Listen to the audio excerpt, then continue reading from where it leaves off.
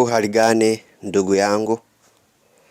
Leo ni tarehe 25 mwaka 2025. Ni siku ya Christmas. Leo tunasoma mstari wa kuendelea nao mpaka pale tutakapofika katika mwaka 2026. Kuna watu wameishi katika hali ya mateso na mahangaiko, alafu wasijue kwa Mungu wana faida gani au wanafanya nini au wafanyeje ili waweze kwenda katika hatima ya maisha yao. Tusome mstari mdogo kwa ufupi. Tusome katika Isaya sura ya 1 mstari wa 18, naye anasema, "Aya, njooni tusemezane, asema Bwana." Kwa nini alisema njoo tusemezane? Alimwambia nani?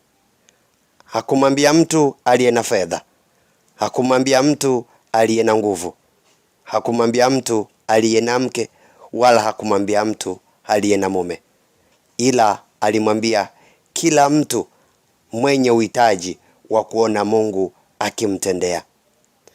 Ndugu yangu, haijalishi una mtoto ama hauna.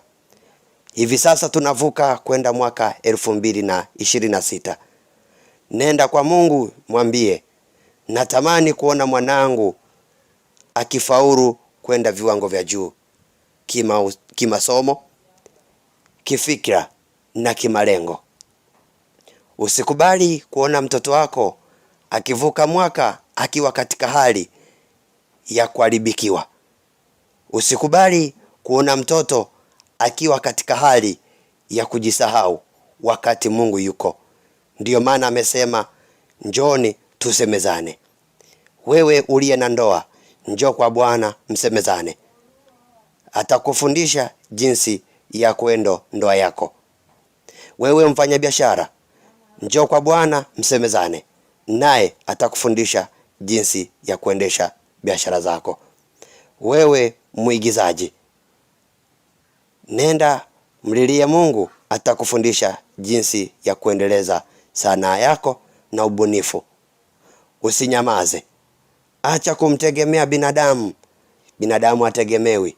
Hata huyo binadamu unayemtegemea naye anamtegemea Mungu. Wewe ni nani ambaye unamtegemea mwanadamu wenzako? Hapo ulipo, piga magoti, mwambie Mungu, navuka kwenda mwaka mwingine. Naomba sasa mwaka ambao naenda kuupokea ukawe ni mwaka wa viwango vya juu, ukawe ni mwaka wa mimi kupokea. Ikiwa kuna sehemu nilikwama, nikaende kutoka. Pengine ndoa yangu imekuwa na changamoto, zile changamoto zikaondoke. Pengine elimu yangu ilikuwa ni ya chini, hivi sasa nikafanye vizuri, elimu yangu ikawe ni ya viwango vya juu.